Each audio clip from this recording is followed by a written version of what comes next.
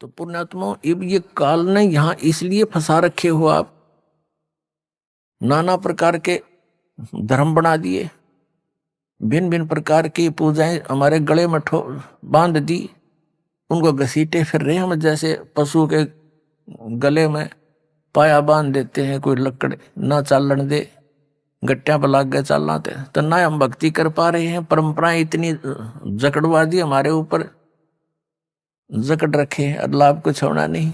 चलो हमने लाभ हो जा तो इन परंपराओं को भी हम स्वीकार कर लें, इन साधनाओं को भी हम कर लें, क्योंकि हमने तो भगवान चाहिए। वो कर करके थक लिए, आज तक इन ऋषि महर्षियों को भगवान नहीं पाया। कैसा है ये? निराकार बताते हैं, परमात्मा साकार है, निराकार है, सह शरीर है, उसका नाम कबीर है, सब सदग्रंथ प्रमाण करते हैं।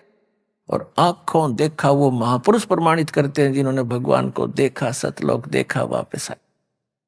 इससे सिद्ध है कि आज तक उन महापुरुषों को छोड़कर जिनको परमात्मा स्वयं आकर मिले, सतलोक लेकर वापस छोड़ा, उसके अतिरिक्त विश्व के किसी व्यक्ति को, किसी भी साधु संत फकीर ऋषि महर्षि आचार्य शंकराचार्य को भगवान नहीं मिला। वो लोक वेद दंत कथा बना दी उन्होंने, अपना अनुभव की। और परमात्मा को कोई निराकार बताता है, कोई कहते हैं अवतार धारण करके आता वो साकार है, वैसे निराकार है। ये इनकी कोरी अज्ञान अनुभव है इनका, ये कोई सत्य के आसपास नहीं है। तो गरीबदास साहिब जी को जब सचखंड लेकर गए तो वहां क्या देखा कि परमात्मा अन्य रूप में, तेजों में, शरीर में, सिंहासन के ऊपर बैठे, सिर पे मुकुट है, ऊपर श्वेत छत्र है, बहुत बड़ा गुम्बज है, सुंदर तेज पुंज का बना हुआ।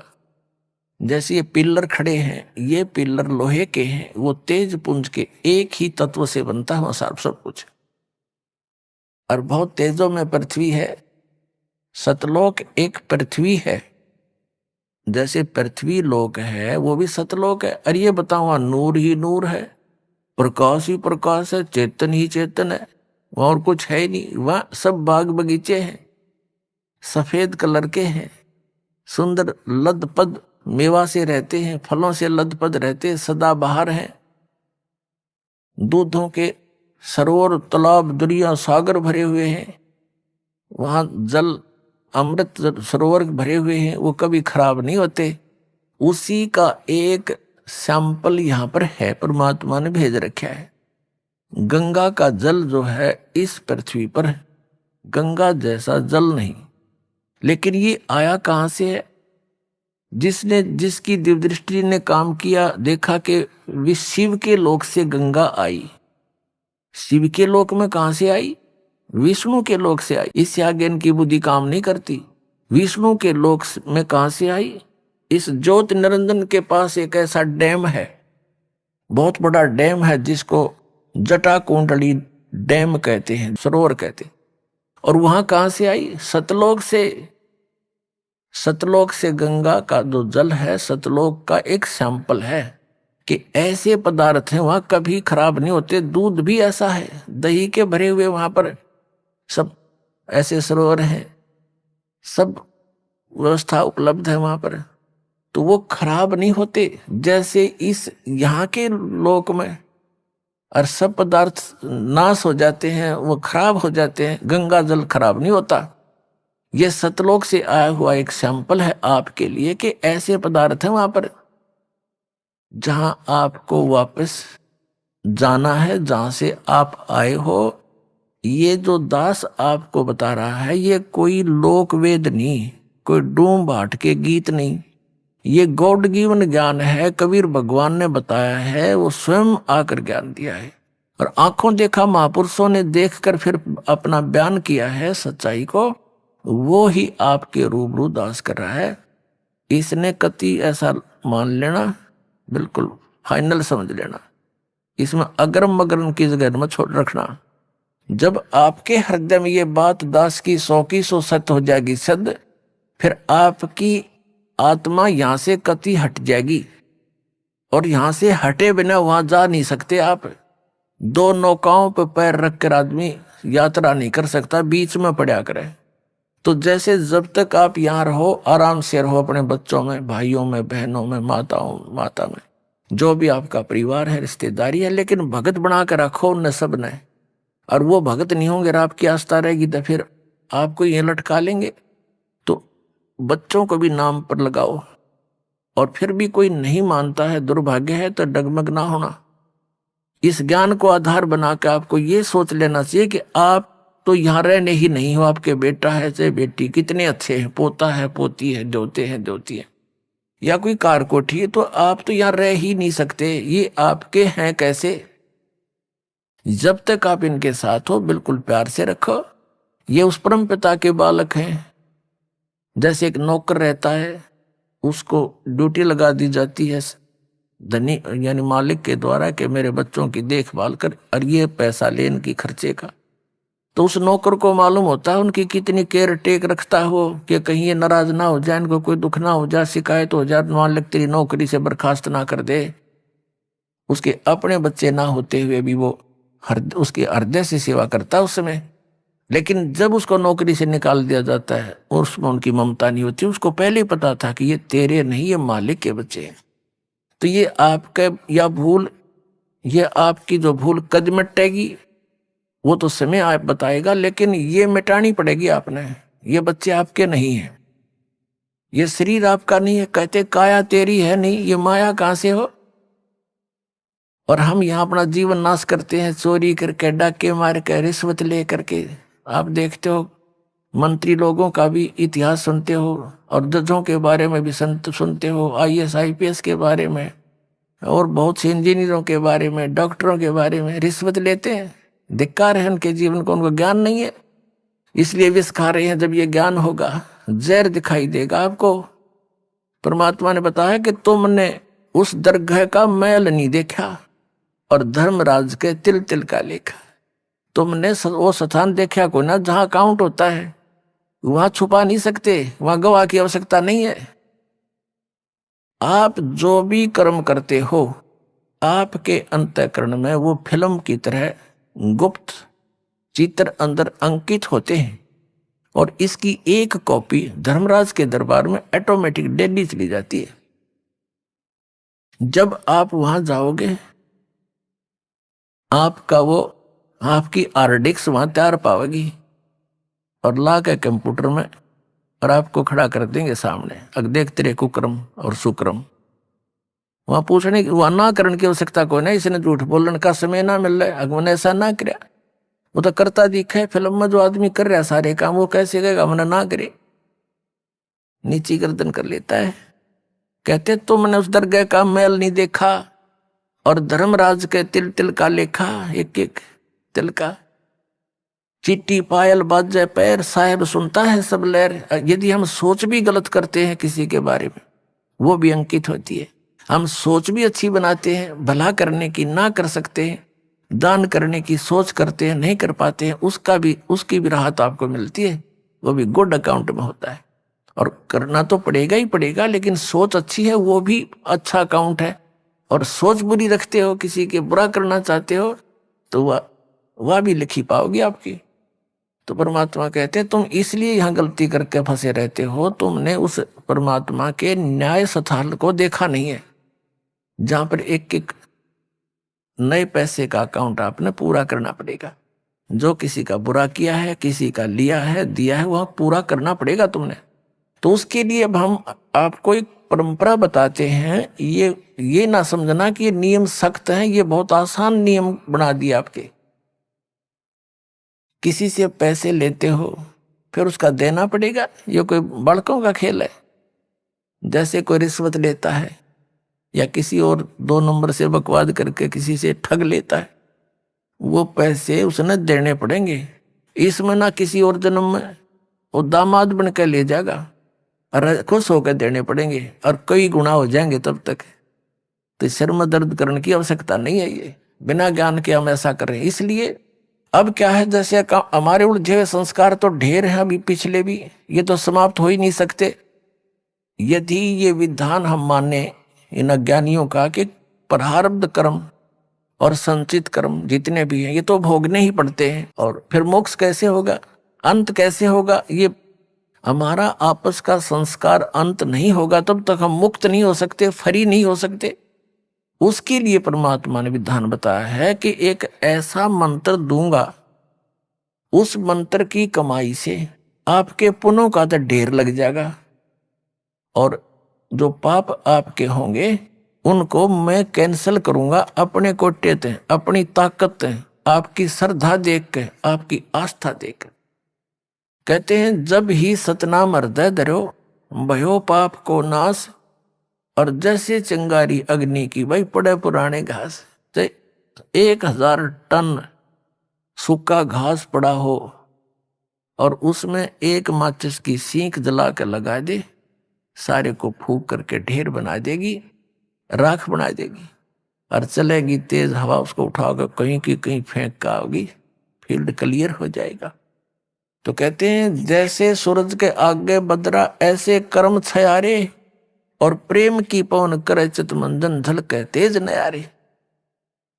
आत्मा और परमात्मा के बीच में आपके इन पाप कर्मों के बादल छा गए, इनको प्रेम की पवन और करे चितमंजन झलके तेज नयारे। जैसे सूरज के आगे बादल ऐसे कर्म छयारे, और प्रेम की पवन करे चितमंजन फिर झलके तेज नयारे। एक मंत्र दिया जाएगा आपको, आपके पापों का नाश करेगा।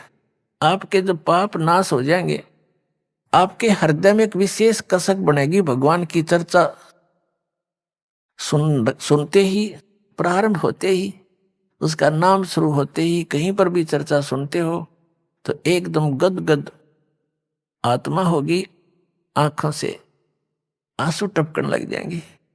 तो वो प्रेम की पवन है, प्रेम की हवा चल पड़ी, और फिर वो साफ कर देगी आपके सब दुर्गुणों को, और अपराधों का जो संचित अपराध है उनको भी, और प्रारब्ध वाले कर्मों को भी ये मंत्र नाश करेगा। तो कहते हैं इस प्रकार। तो यहां जो हम अपना जो संस्कार है, अब आपके जिसके भी जैसे हैं, अब इसको परमात्मा यही निमटा देगा आपके। जैसे अब हम करने परमात्मा के आदेश से होगा बच्चों, जीव के बस का नहीं है। कबीर भगवान की रजा बिना ना तो समाज सुधार हो सकता। ये समाज सुधार का ठेकेदार बताया करते, समाज सुधारक देखा करते महर्षि दानंद जैसे, उन जैसा विकारी प्राणी नहीं था, और हम उनको वो उनसे आशा करते थे कि वो समाज सुधार करेंगे। भांग वो पीता था, तमाकू सूंगा तमाकू खावे, और हुक्का पीवे, नंगा रहे, अबरक भस्म खावे, और चाय पीवे 150 वर्ष पहले। तो कहने का भाव ये है, किसी जीव का दोष नहीं, यू काल किसी के पंजे नहीं टेकने देता। ऋषि में ऋषि फेल कर दिए, विश्वामित्र जैसे घर छोड़कर, राजा था विश्वामित्र, राज त्याग कर जंगल में जा बैठा, घोर तपस्या करने, रास्ता था नहीं इनके पास, परमात्मा का साथ नहीं, काल इसके इनके इर्द गिर्द रहता है, इनकी बकवाद को तुरंत खराब करने के लिए साधना कर रहा था। ऊपर तो एक उर्वशी भेज दी औरत खूबसूरत, वह वहां इधर उधर बैठ कर लगी अदाएं करने। विश्वामित्र छोड़ दिया सारा, भक्ति उसका पीछे हो लिया। एक लड़की को जन्म देकर पटक कर उसके बारने आ गए। 6 महीने की होली जब पकड़ रही सी तेरे लड़की को, और अब तेरा और मेरा इतना मत इससे काम आई थी। बता, मन के मारे बन गए बन तज मस्ती माँ, कह कबीर के करूं यो मन, तब मन बान माने ना। जंगल में टिंडे लेने गया था घर छोड़ कर, और यो काम करना था। अकल है तो यू काल ना टिकने देता। ये जीव के बस की बात नहीं, ये तो परमात्मा साथ रहेगा, काल को दूर रखेगा, दुर्बुद्धि से बचाएगा।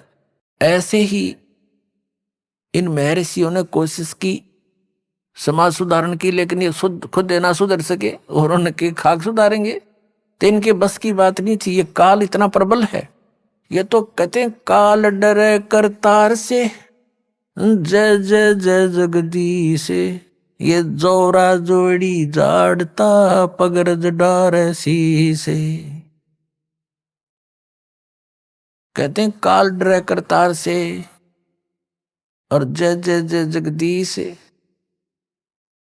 और जोरा यानी मौत परमात्मा के जूते साफ करती है, और पगरज डारे शीश, कबीर परमात्मा के आगे कहते हैं ये मौत और ये काल है, उसके आगे करबद्ध हाथ जोड़कर खड़ा रहता है। तो क्या बताते हैं, तो ये काल जो है सबको ऐसे तंग करता है। ये कोई समाज सुधार, देखो महापुरुषों ने कोशिश की, जैसे आदरणीय नानक साहिब जी को परमात्मा मिले थे और उन्होंने प्रतिबंध लगा दिया था कि मांस शराब तमाकू छूना भी नहीं है। एक सवत समाज बना, कुछ दिन चला, उसके बाद फिर विकार आ गए। अब जो समाज तैयार होगा इसमें हजारों वर्षों तक विकार नहीं समाओगे। अब ऐसा समाज तैयार करेंगे हम।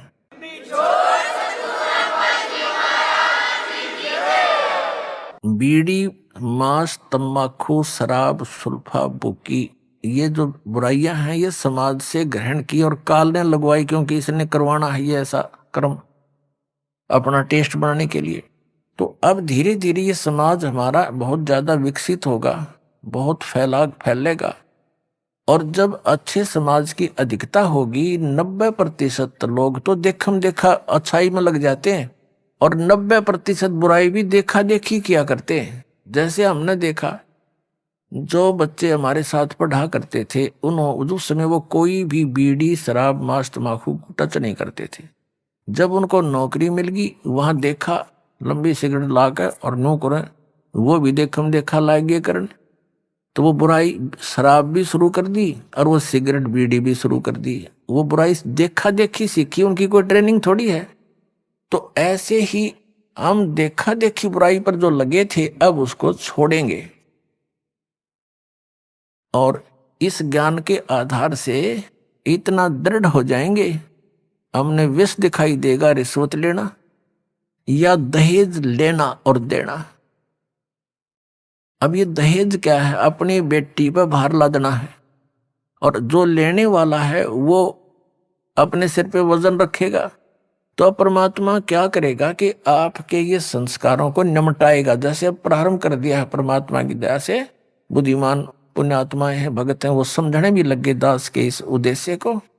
तो वो क्या करते हैं, सिंपल वे से अपने बेटा और बेटियों को लाते हैं और सिंपल एक रामायणी परमात्मा की महिमा का गुणगान करते हैं, बच्चों को बैठा करके।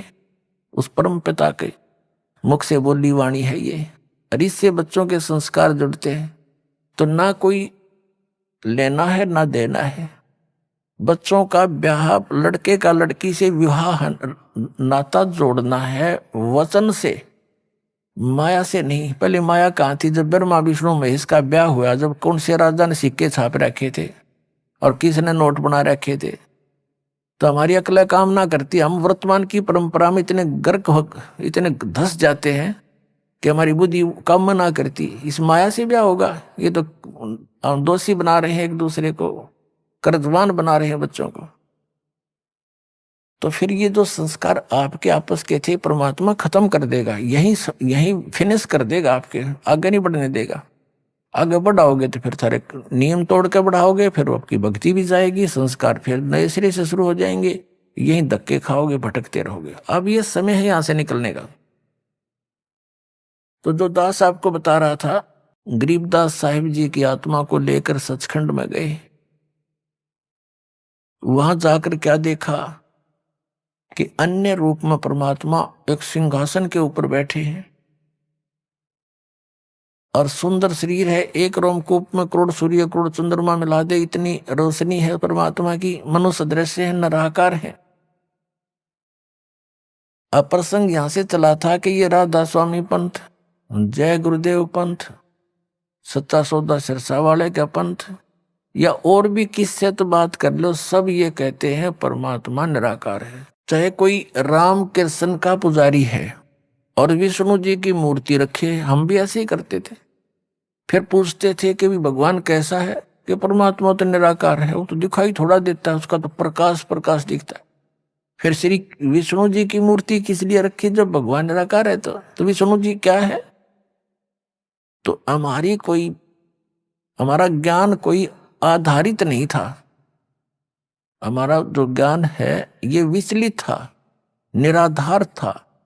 अब जैसे गीता जी अध्याय नंबर 2 के श्लोक नंबर 53 में 53 में कहा कि अर्जुन, जिस समय तेरी बुद्धि भिन्न भिन्न प्रकार के भ्रमित करने वाले वचनों से हटकर एक परमात्म तत्व के तत्व ज्ञान पर स्थिर होगी, तब तो तू योग को प्राप्त होगा, तब तो तेरे में भगत के लक्षण आवेंगे, तू योगी बनेगा, भगत बनेगा।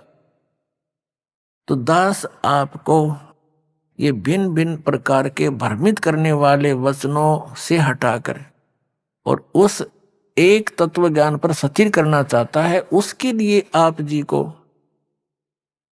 सभी धर्मों के धर्म ग्रंथ आपके रूबरू करता है ये दास, और जो उस धर्म के धर्मी वर्तमान के जो प्रवक्ता है, वचन करता है, या अब से कुछ 100-200 वर्ष पहले तक के आ रहे हैं, जो अपना अनुभव बना करके, जो उन्होंने सारे जीवन में जैसा भगवान को जाना, सदग्रंथों को जाना, अपना अनुभव वो अलग से बनाकर चले गए पुस्तक, और उनके अनुयायी उनके द्वारा अनुभव की पुस्तक को ये मानकर ग्रहण किए हुए हैं कि ये सदग्रंथों से मेल खाती है, क्योंकि उन पुस्तकों में उन्हीं महापुरुषों और सदग्रंथों के नाम लिखे हैं कि उन्हीं से भी हमने ये जाना और स्वयं अनुभव भी ऐसा किया। तो दास ने उन सभी के अनुभव की पुस्तकें, उनके अनुभव के प्रवचन, जैसा कि टीवी आदि के माध्यम से, सीडी के माध्यम से, मीडिया के माध्यम से उन्होंने अपना जो प्रवचन कर रखे हैं, ज्ञान जनता में बांट रखा है, वो सारा आपके रूबरू कर दिया कि ये तो ये बताए हैं। और दास ने ऐसा अनुभव किया है और जो वेदों से मेल खाता है, और सभी महापुरुषों को जिनको परमात्मा मिले उन्होंने जो बताया वो भी दास का मेल खाता है, इनका नहीं खाता। तो इससे उनको रिजेक्ट कर दो, तो उस गलत अनुभव को, गलत ज्ञान को, शास्त्र विरुद्ध ज्ञान को त्याग के और शास्त्र विरुद्ध साधना को त्याग कर शास्त्र अनुकूल साधना ग्रहण करो। ये सारा कुछ प्रयत्न करके दास का निष्कर्ष यही निकालता है दास, कि आप उन सभी को त्याग कर, जो आपकी दिशा ठीक नहीं थी, वो शास्त्र ठीक नहीं थे, उनके अनुभव ठीक नहीं थे, वो संत अनुभवहीन थे, उनको परमात्मा प्राप्ति हुई नहीं, जिनको तुम परम धनी मानकर, महर्षि मानकर, आचार्य मानकर चिपके हुए हो, शंकराचार्य मानकर उनके चिपके हुए हो, उनके पास यथार्थ आध्यात्मिक मार्ग नहीं है, आपका जीवन नाश हो रहा है। और ये प्रमाण प्रूफ देख लो। और इतना कुछ देख कर भी जो नहीं मानता है, उसके लिए परमात्मा कहते हैं वो चातुर प्राणी तो चोर हैं, जो अटपट करके दुनिया ने पीछे लगाए बैठे हैं। कहते हैं चातुर प्राणी चोर हैं, ये मूड मुग्ध हैं, ठोठ, इतना ज्ञान देखकर, प्रमाण देखकर भी उनके चिपके बैठे हैं, वो है मूड ठोठ बिना अकल के, और वो संतों के नहीं काम के, उनको दो गल जोट। तो परमात्मा कहते हैं कि वो फिर हमारे काम के भी कोई नहीं, वो वहीं वहीं मरे रहो, फिर और क्या इलाज है उनका। इतने प्रमाण देखकर और फिर विष खाने की तैयारी में, तो या तो वो नशे में है या कति मूढ़मती। फिर क्या बताते हैं कि जानबूझ साची तो जय। एक भक्त ने अपने गुरु को कहा कि गुरुदेव आप संत हैं, और संत वही हो जो सच्ची बोले। पहले तो उसने उसको तैयार किया नो विवश करने को कि ये कदे अटपट ना कर जा। और भगत भगवान के मार्ग में झूठ बोलो, भगत कैसा है? बेटा बच्चा ऐसा ही है कि आप अपनी आत्मा से बताइए, जो पुस्तक ये मैंने पढ़ी है और ये आपके अनुभव के विपरीत है, या सच्ची है या झूठी। तो उसने कहा भी तेरे को सच्ची लगती होगी, तू ग्रहण कर ले, मैं तुझे बाधा थोड़ा ही कर रहा हूं, मुझे तो अच्छी लगती नहीं। तो उनको कहते हैं जानबूझ साची तजय और करे झूठते ने, ताकि संगत है प्रभु स्वप्न में बना दे। इसे दुष्ट के दर्शन भी नहीं करे, स्वप्न में भी जानबूझ कर। किस लिए? सिर्फ अपनी वो मेहनता ही ना छूटे, और कल गदा बनेगा वह मेहनता ही वहां छूटेगी, फिर मारेगा कड़म लठ कुमार, डायमंड का बोरा कमर पर होगा। तो हमने जो भी संत महंत आचार्य ऋषि महर्षि शंकराचार्य संत हैं, ये सभी परमात्मा के लिए ही निकले हैं। अभी तक तो चलो जैसा भी हम धोखे में थे, संत भी थे और भगत भी थे, अब इस दास ने कति क्लियर कर दिया। अब इन संत महंतों ने या तो ये बताना चाहिए कि रामपाल झूठ बोल रहे हैं, एक पॉइंट गलत सिद्ध कर दो मेरा, और नहीं तो अपना कल्याण कराओ। आओ, मान बढ़ाई क्या है इसमें।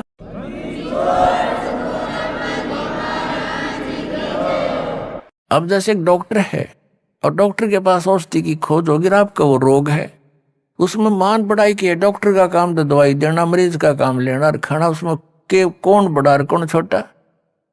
डॉक्टर डॉक्टर ही है, दवाई उसने देनी है क्योंकि उसको वह मिल गई है। तो दास के पास इस जन्म मरण के दीर्घ रोग को नाश करने की वो यथार्थ औषधि, यथार्थ मंत्र हैं, जो आज तक न ब्रह्मा जी को प्राप्त हुए, न विष्णु जी को, न शिव जी को। वो दास के पास उपलब्ध है। तो पुण्यात्माओं, ये जितने भी सतलोक का ठेका ले रहे थे इस पंथ, इनको कुछ भी ज्ञान नहीं था। हमारे वेद बताओ, परमात्मा नराकार मनुष्य सदृश राजा के समान देखने योग्य, वहां से गति करके आता, अच्छी आत्माओं को मिलता है। वो परमात्मा 3 प्रकार से सबकी देखभाल करता है, धारण पोषण करता है।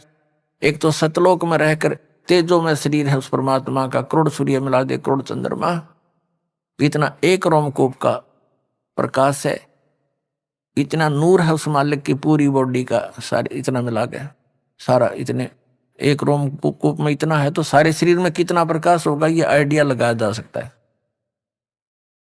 और दूसरी सतिथि में वो आते हैं, प्रत्येक युग में एक शिशु रूप धारण करते हैं। कमल के फूल पर कोई रेत नहीं होता, गारा चिपकी नहीं होती, इसके स्वच्छ होता है। और उस पर शिशु रूप धारण करके, एक बालक का रूप धारण करके, नवजात शिशु का, उस पर विराजमान हो जाते हैं। जल के अंदर कमल के फूल होते हैं। तो नारायण जल के ऊपर आके निवास करने के कारण परमात्मा को नारायण कहने लगे। ये नारायण की जो परिभाषा है, ये उपमा कबीर परमेश्वर सत्य पुरुष के ऊपर है। लेकिन हम अन्य को भी फिर नारायण कहने लगे। जैसे भगवान विष्णु शेष नाग पर लेट गए समुद्र में, तो उसको नारायण कहने लगे। ये भी नारायण है, लेकिन रियल नारायण कोई वो कबीर साहब हैं। जैसे एक डिप्टी कमिश्नर भी साहब कहलाता है, एक कमिश्नर भी साहब कहलाता है, मंत्री को भी साहब कहते हैं, और मुख्यमंत्री भी साहब कहलाता है, प्रधानमंत्री भी साहब है, राष्ट्रपति भी साहब है। तो कहने का भाव ये है कि साहब तो सारे हैं, परंतु इन साहब में अंतर बहुत है। और वास्तव में साहब तो हमारे राष्ट्रपति और उसके बाद प्रधानमंत्री ही साहब असलियत है। तो बाकी उनके अनुचर हैं, उनके सहयोगी हैं, ये समझ लो। तो वास्तव में एक ही है नारायण, तो कबीर भगवान सतपुरुष। तो ये दूसरी प्रकार की जो सतिथि परमात्मा शरीर की धारण करते हैं, नवजात शिशु रूप धारण करते हैं और कमल के फूल पर विराजमान होते हैं। कमल का फूल सरोवर में होता है, वहां से निसंतान दंपति उठा लाते हैं। धीरे धीरे जब परमात्मा बड़े होने लगते हैं तो वो दूध नहीं पीते यहाँ का, ना कुछ आहार करते हैं। तो उसके लिए परमात्मा को कंवारी गायें दूध देने लगती हैं उस मालिक के आशीर्वाद से। और उन कंवारी गौओं से उस शिशु रूपधारी परमात्मा के बचपन की परवरिश की लीला उन कंवारी गायों के दूध से होती है। वो ऐसी लीला करते ही करते हैं, और यही वेद बता रहे हैं। तो ऐसी लीला की किसने है? 600 वर्ष पहले कबीर परमेश्वर जी ने ये लीला करी थी। सतलोक से आए थे, कमल के फूल पर विराजमान हुए थे, उनका कोई माता पिता नहीं है। वहां से नीरू नीमा नाम के 2 मुसलमान दुल्हा उठा ले गए थे, पति पत्नी थे। और वहां 25 दिन उन्होंने कुछ खाया पिया नहीं। उन्होंने चिंता बनी कि बच्चा मरेगा। तो परमात्मा की रजा हुई, एक साधु रूप में परमेश्वर के आदेश से एक साधु आया। वो थे भगवान शिव जी, वो पहचान नहीं सके उनको। उन्होंने बताया कि कुंवारी कबीर परमात्मा को गोदी में लिया शिव जी ने संत रूप में। तो परमात्मा बोले थे कि इनको कहो, नवजात शिशु 25 दिन के बालक बोल रहे हैं कि महाराज जी इनको कह दो एक कुंवारी गाय ले आवे। और उसको वो दूध देगी, आप थपकी लगा देना, उसके कमर पर आशीर्वाद देना।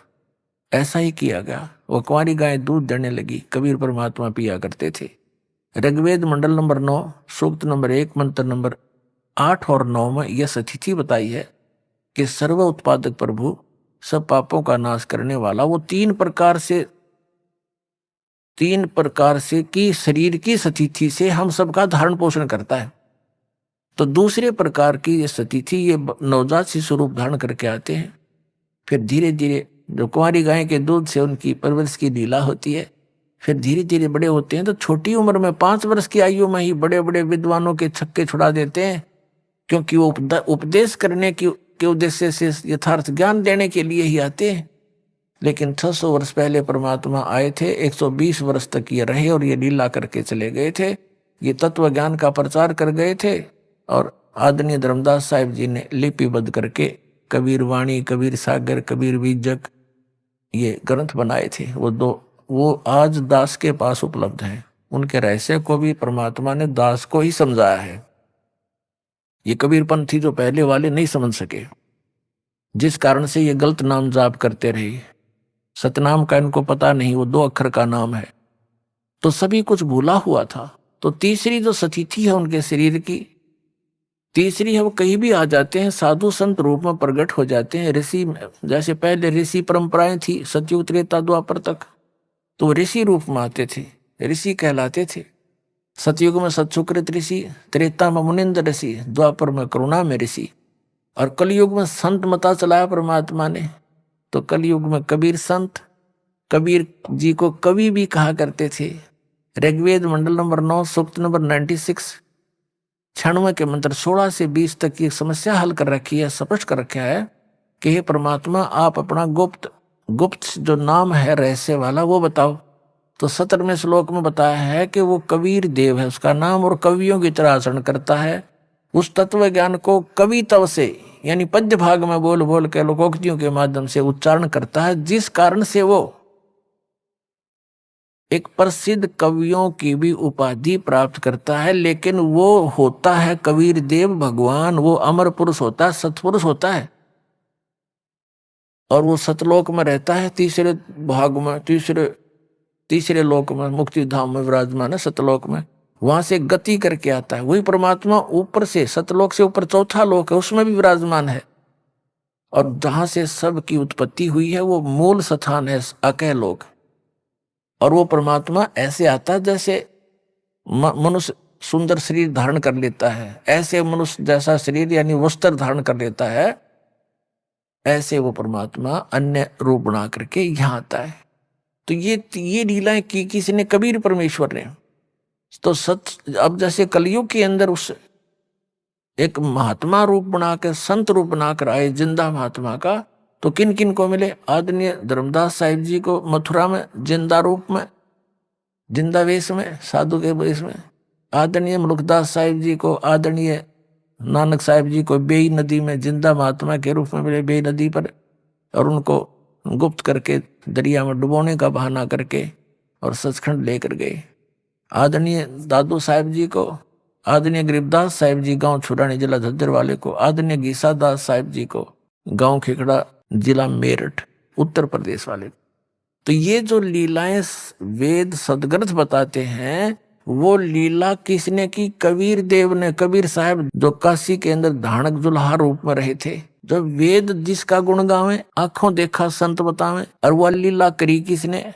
कबीर साहब ने। तो हुई इज गॉड, कबीर जुल्हा धानक, कबीर इज गॉड, वो कबीर परमात्मा है।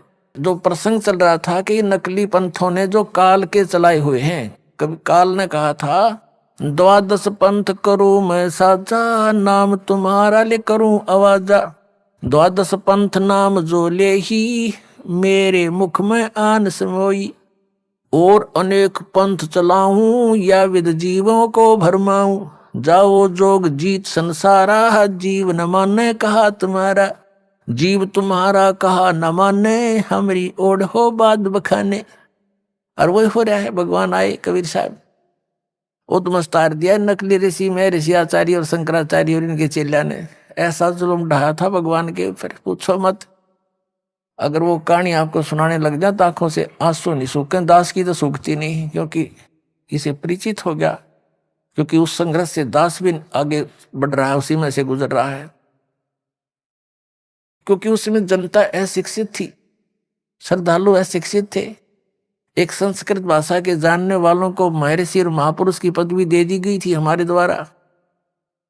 अब परमात्मा ने पहले यह दया बख्शी कि अपने बच्चों को अक्षर ज्ञान कराया, और अब वो तत्व ज्ञान जो भगवान ने 600 वर्ष पहले बोला था, दास ने उन सदग्रंथों से मेल करके दिखा दिया कि जिसको ये अनपढ़ अशिक्षित कहा करते थे। एक जुलाहा दानक कवि मान के जिसकी फाइल बंद कर रखी थी, वो पूर्ण परमात्मा है। 600 वर्ष पहले वेद और गीता और शास्त्रों वाला ज्ञान उन्होंने वर्बली बोल रखा है, धर्मदास जी ने लिख रखा है सिंपल लैंग्वेज में। और वही वेद पुराण गीता बताते हैं। तो कौन है भगवान? तुम संस्कृत के जानने वालों को आज तक नहीं पता इनके गुण रहस्यों का, और 600 वर्ष पहले बता के गए हुए हैं। तो वो खुद परमात्मा है। ये इस चीज से भी प्रमाणित होता है। काल ने कहा था या विद जीवों को भरमाऊं, जो परमेश्वर ने कहा था कि काल जब 5500 वर्ष बीत जाएंगे कलयुग, तब मैं तेरे साथ मिलाऊंगा दोबारा आकर के।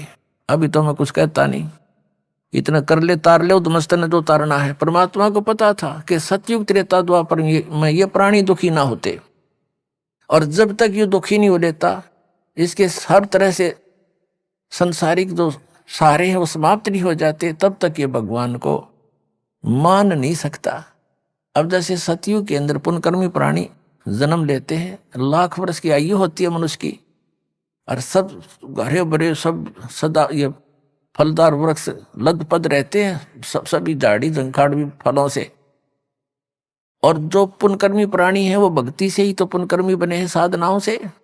तो पिछले जन्मों की साधना जैसी भी वो इस जन्म में जैसी भी वो साधना कर रहे होते हैं, वो उसको सुख तो होता है पूर्व जन्म के प्रारब्ध के कर्मों से, और वो सोच रहा है कि मैं जो साधना कर रहा हूं इससे मुझे लाभ हो रहा है। तो इसलिए परमात्मा की उस सद्भक्ति को 3 युगों में जीवों ने माना नहीं। अब कलयुग में हम कति भक्त उस पुण्यहीन हो लिए, जिस कारण से इस काल के द्वारा बताई गई, इनके एजेंटों द्वारा बताई गई साधनाएं, उन संतों द्वारा बताई गई भगवान की भक्ति से हमें कोई लाभ होना नहीं था, क्योंकि वो तो शास्त्र विधि को त्याग के मनमाना आचरण है। श्रीमद् भगवत गीता अध्याय नंबर 16 के श्लोक 23 और 24 में कहा कि अर्जुन जो शास्त्र विधि को त्याग कर मनमाना आचरण करते हैं, उनको ना तो कोई सुख होता, ना उनकी गति होती है, और ना कोई सिद्धि प्राप्त होती है, यूजलेस। तो जिस कारण से उनके द्वारा बताई गई साधनाओं को करते करते भी बुरा हाल है इन प्राणियों का, तो फिर इन्होंने धनी बनने के लिए तो रिश्वत, मिलावट, चोरी ये अपना लिए, और टेंशन बुलाने के लिए गुट्टी सूटी लानी शुरू कर दी। ये कोई तरीका है? अब जो भगवान से हम इच्छा करते हैं भगवान हमें सब कुछ दे सकता है, तो वो देने वाला भगवान का ज्ञान नहीं। कौन सा परमात्मा जो सब कुछ दे सकता है और सब दुखों का निवारण भी कर सकता है, उसकी तो हमारे को झलक भी नहीं लागने दी न ज्ञानियों ने। तो उसने स्वयं आकर ही अपनी जानकारी देनी पड़ती है। आप आरती, आप साजय, आप किंगर, आप बाजय, आप ताल झाल जनकारा, आपने से आप देखे ना रहा, कह कबीर ऐसी आरती गाऊं, आप मध्य आप सुनाऊं। तो उस परमेश्वर ने आकर के स्वयं जानकारी दी, आपको शिक्षित किया। पुण्यात्माओं, इस शिक्षा ने आपको दूना डबोया है, आपको इतना कंडम कर दिया। थोड़ी सी भक्ति थोड़ी सी शिक्षा पाके कोई अफसर बन गया, उसमें अभिमान का अंत नहीं। मंत्री बन जाए, एमएलए बन जाए, पूछा ना के बन गया, और मुख्यमंत्री बन गया, या कोई अन्य शिक्षा ग्रहण करके अप टू डेट बन के और पता नहीं क्या बन जाता है। तो ये अभिमान आ गया हमारे अंदर, श्रद्धा खत्म होगी, आतिथ्य गया हमारे से, यानी हम चतुर बन गए, कपटी बन गए, माया माया जोड़ में दिन रात स्कीम बनाए जाए। तो इस मालिक को पता था ये विष है इनके लिए, ये शिक्षा। 3 युग में कोई शिक्षा, यानी जो शिक्षा अब हमने प्राप्त की है, इसका दुरुपयोग किया है। डॉक्टर किस लिए बनता है बच्चा? कि घना धन कमाऊं, इंजीनियरिंग किस लिए करता है? कोठी गाड़ू बनते ही, नौकर दूं। IAS IPS किस लिए बनते हैं? कि पैसे इकट्ठे करूं, बड़ा कोठी बनाऊं। तो हम पहले ही घुटी वो पी कर चलते हैं और फिर वही काम करते हैं, और वो जोड़ जाड़ का एक मिनट में मृत्यु हो जाती है किसी एक्सीडेंट में, कोई रोग से। वो सारा छल लिया ना, जो पुण्य था वो परिवर्तन दूसरे ढंग में बदल दिया, कोठी और इन बैंक बैलेंस में खत्म करवा दिया, और आप खाली करके भेज दिया, लाद कर ढेर सारे पापों से काल। तो इस शिक्षा ने हमें कति कंडेम कर दिया। आपसी भाईचारा रहा नहीं, माँ बाप की कदर रही नहीं, भाई बहन का प्यार रहा नहीं, मुकदमेबाजी रोज करें एक माया के पीछे। तो मालिक नहीं चाहा था इनके ये विष इन तक आने दूं, लेकिन यह मजबूरी थी। इसके बिना परमात्मा ने पता था इस रोग का तो नाश कर देंगे जो बुराई में आएगी इस शिक्षा से। एक बार ये भगवान को पहचान ले, फिर तो परमात्मा के पास ऐसा साबुन है, डिटर्जेंट 1 मिनट में धो देगा सारे ने, मैल भी साफ, ज्ञान भी हट जाएगा, बुराई भी छूट जाएंगी। कौन छुएगा इस विष को? तो इसलिए परमात्मा ने आपको शिक्षित करना पड़ा, अक्षर ज्ञान दिया, वेदों और गीताओं और सभी नकलियों के अनुभव से तुलना करके ही आप उनको छोड़ सकते हो, पहचान सकते हो ओरिजिनल और डुप्लीकेट को। अभी तक हमारे पास ये विकल्प नहीं था कि ये संत कह रहा है यह सच्ची है, कि यूं कह रहा है यह सच्ची है, तीसरा कह रहा है वो सत्य है, या चौथा कहता वह सत्य है। जिसके वचन हम सुनते थे हमने सारे अच्छे लगे थे, क्योंकि हमने कुछ पैमाना तो था नहीं तोल जा, हमारे पास वो बट्टा नहीं था जिस पर धटके तोल लें कितना वजन है इसमें। इब दास ने वो दे दिया पैमाना आपको, वो परमात्मा के दिया हुआ ISI मार्ग का, कि इनने नाप देंगे। 2 मिनट में नाप दिए सारे कच्चे रे कच्चे, एक नहीं पाया डंका।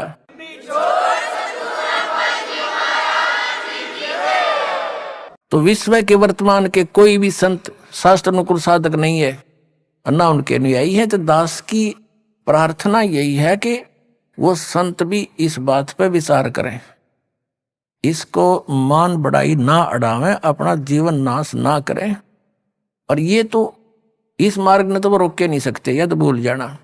और जनता ने सबने आना पड़ेगा, 2 दिन पाछाओंगे वो पछताएंगे, और उन नकलियों को धक्काने भी गए कि उन्हें साची समझ कर भी ना मानने दिया हमारे को।